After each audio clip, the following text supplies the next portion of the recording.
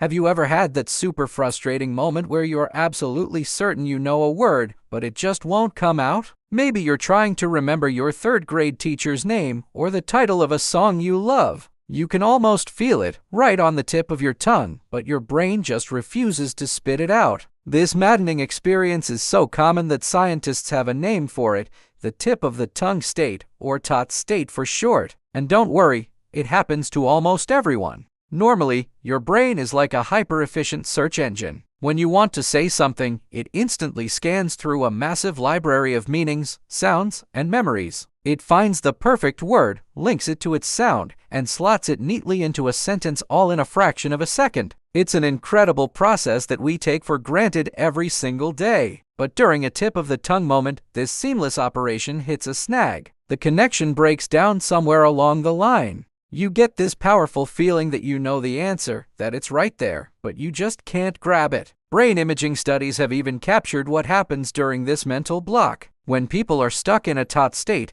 there's a noticeable increase in activity in brain regions associated with conflict detection and emotional distress. This explains why it feels so urgent and irritating, almost like an itch you can't scratch. Your brain is literally signaling an internal conflict. I know this, but I can't access it. So, what exactly is going wrong in our heads? Researchers are still debating the precise cause, but there are a few leading theories. One idea is that our brain successfully recognizes the concept or meaning of the word but fails to fully retrieve its phonological information, the sounds that make up the word. It's like having the file but not the password to open it. You can describe what you're trying to say, you might even know what letter it starts with, but the full word remains elusive. Another theory suggests that the feeling of knowing might be a bit of an illusion. Instead of being close to the actual word, your brain might just be picking up on a lot of related clues and mistakenly interpreting that as being on the cusp of remembering. It's like being in a library and knowing you're in the right section, but you haven't found the specific book yet. Many experts agree that the sound layer of a word seems to be the most fragile part of our verbal memory. We store words in multiple layers: the meaning, the grammar, and the sound.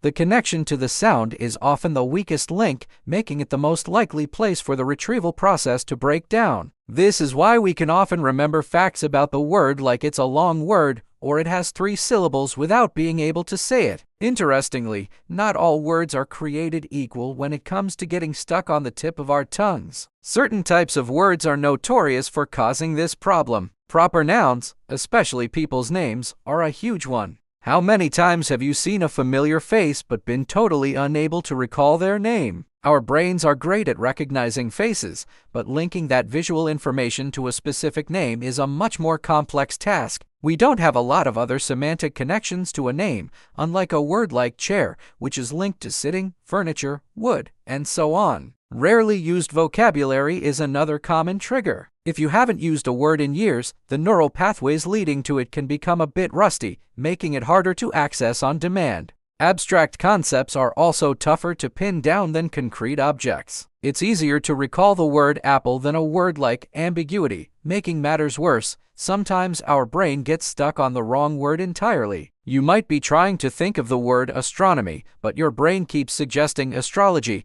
This incorrect word acts like a blocker, making it even harder for the right one to emerge. This is known as the ugly sister effect, named after the Cinderella story where the ugly stepsisters try to force their feet into the glass slipper, blocking Cinderella from trying it on. So, what factors make us more prone to these mental glitches? Stress is a big one. When you're under pressure, like during a public speech or a job interview, your cognitive resources are stretched thin. This makes it more likely for your brain's word-finding system to falter. People in high-pressure situations consistently report more tip-of-the-tongue moments. Being multilingual can also play a role. If you speak more than one language, your brain has multiple vocabularies to sort through. Sometimes, words from different languages compete for attention, leading to temporary interference. It's like having 2 different operating systems running at the same time. Interestingly, though, studies have shown that people who became bilingual at a very young age might experience this less often than those who learned a second language later in life.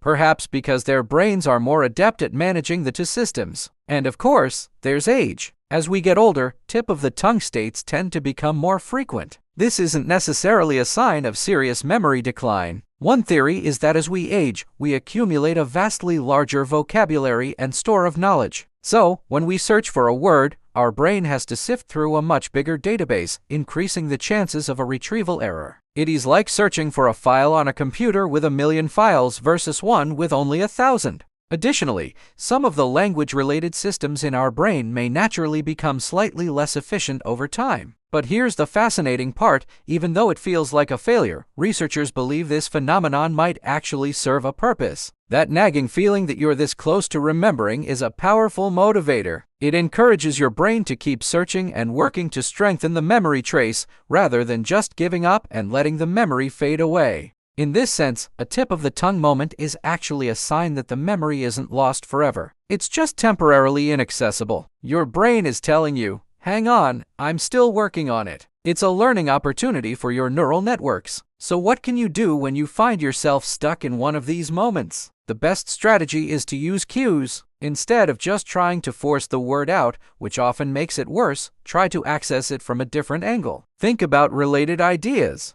If you can't remember the name of an actor, try to remember the other movies they were in or the names of their co-stars. Focus on the context. You can also try phonetic cues. Go through the alphabet. Does it start with an A B, a C? Sometimes just hitting the first letter is enough to unlock the entire word. For example, if you're trying to remember the name of the ancient city with the famous hanging gardens, you might think about the 7 wonders of the world. You might try to recall that it was in Mesopotamia. Then you might test out letters. B, Ba, Babylon. Suddenly, the word clicks into place. By feeding your brain these related clues, you help it reactivate the correct neural pathways. Another trick is to simply relax and think about something else for a few minutes. The more you stress, the more you inhibit your brain's ability to search effectively. Often, the word will spontaneously pop into your head later when you are not even trying to think of it. This is because your brain continues to search in the background, free from the pressure you were putting on it. So, the next time your mind goes blank and a word gets stuck on the tip of your tongue, don't panic. It's not a sign that your brain is broken or that your memory is failing. It's a completely normal and even useful quirk of our incredibly complex cognitive system. It's your brain working through its vast, intricate network of information. The answer is almost certainly still in there, just waiting for the right connection to be made.